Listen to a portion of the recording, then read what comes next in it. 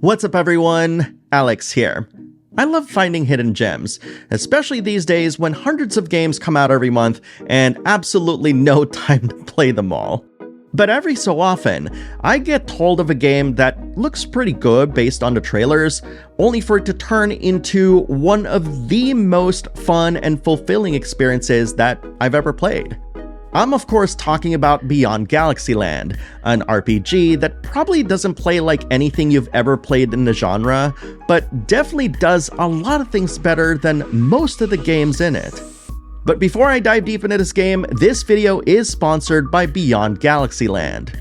And as with any sponsorships here, I've been given free reign to talk about anything that I liked or disliked about the game. That said, do me a favor. If you like what you see, be sure to check out Beyond Galaxyland by clicking my link in the description and the pinned comment. Beyond Galaxyland is a science fiction themed 2D side-scrolling RPG with turn-based combat, developed by Sam Enright and published by United Label. And in case you missed it, this game is developed by one person. The footage that you're seeing right now is from the Steam version, and the game is available on all modern platforms right now. You play the role of Doug, a human who was quote-unquote saved by an intergalactic organization before planet Earth was destroyed by the End. As the seemingly sole survivor of the planet, you're sent to a distant planet light years away to live your life anew, away from everything you've ever known. That is, until an opportunity arises that might let you go back home to confirm if this corporation really is telling the truth, taking you on an adventure through space, unlike anything you've experienced before. I remember the first time I saw gameplay of Beyond Galaxyland, I immediately thought that it was gonna play like a point-and-click adventure game, with turn-based combat sprinkled here and there. In reality, Beyond Galaxyland has more in common with Out of This World, that's another world for you Europeans out there, in that both its chosen aesthetic, coupled with its theme of otherworldliness, strongly evokes the aforementioned game. Much like Out of This World, the game features light platforming elements while exploring its different areas. And I know I've seen this question asked somewhere, and yes, you do get to explore different planets. And each planet has their own pockets of civilization, as well as different explorable areas, side quests, and storylines. Perhaps one of the most striking parts about Beyond Galaxyland's visuals is its heavy use of parallaxing to evoke a feeling of density and depth. There's so much to see in Beyond Galaxyland's areas that even though its environments mainly feature repeating patterns and pixels, the way these elements move across the screen make the world feel more alive than it should. That said, if there were things I'd complain about, it would probably be the fact that interactable objects like chests and levers can sometimes blend in with the background, making it a little difficult to distinguish between something decorative and something interactable. And there are a few sections that, while functional, could stand to be more interesting to look at. While we're on the subject of its presentation, I want to mention that Beyond Galaxyland's soundtrack contains a good range of songs designed for specific moods and themes, and I found myself tapping my foot and nodding my head as I vibed with each track.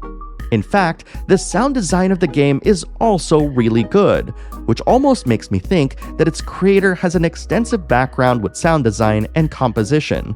And sure enough, after a quick search online, I did confirm that he's a music producer. I've no doubt that the mention of turn-based combat made some of you perk up, and I'm happy to say that Beyond Galaxyland's combat features several interesting quirks that make it fun and engaging. Each character has unique abilities they can use, which costs ability points. The catch to this is that ability points are shared by the entire party, so you can't just throw them out all the time. To fill up on ability points, each character is given turn points during their turn. You can hit the enemy with your regular attack as many times as you have turn points. Every time you land a hit, you gain 1 ability point. Miss, and you lose 2 ability points. You can always opt to stop attacking to convert your remaining turn points into ability points. Optionally, you can also end your turn to convert all of your turn points into ability points. I should also point out that escaping from battle is an ability, though you can easily avoid enemies on screen. No random battles here. Beyond Galaxyland's combat also features QuickTime events that pop up while utilizing your character's regular attack, as well as defending against a number of enemy hits. Failing to defend will unfortunately remove 2 ability points from your pool. That said, I didn't find Beyond Galaxyland's QuickTime event prompts to be too difficult to time, and enemy attacks that you'll need to defend often have generous tells that do a good job of informing you when you'll need to defend. But perhaps the most surprising thing about Beyond Galaxyland is the fact that you get to capture monsters and use them as summons, not so dissimilar to Persona. Every character can have a maximum of 4 summons to equip, and every equipped summon gains experience at the end of battle. Capturing them is quite easy. You just attempt to capture them, which costs 5 ability points each time until you do. Thankfully, their resistance to your captures diminishes with every attempt, so you just have to be persistent about it. There's also a really fun camera mechanic outside of battle, where if you manage to snap a photo of an enemy, you'll ensure that you'll see their life bar during combat. Though if you miss them out of combat, you can still spend ability points to scan them to show their life bar. And as you might expect, each photo belongs to a collection that you can turn in to one of the characters in the game. And before I forget, using summon skills is governed by each character's own SP meter, which can be replenished using items. Unfortunately, you can't use abilities or summon skills outside of combat. Apart from summons, you'll also obtain new weapons as well as equip various relics that alter your character stats. You can also craft new items and relics at save points, which also replenish your party's HP and SP, and, later on, beam you back to your ship. If you're feeling surprised by how fully featured Beyond Galaxyland's gameplay is, well, join the club. While I can't say that the game is difficult by any means, the sheer amount of customization options Beyond Galaxyland has allows for a decent amount of experimentation that makes swapping around different relics and summons fun.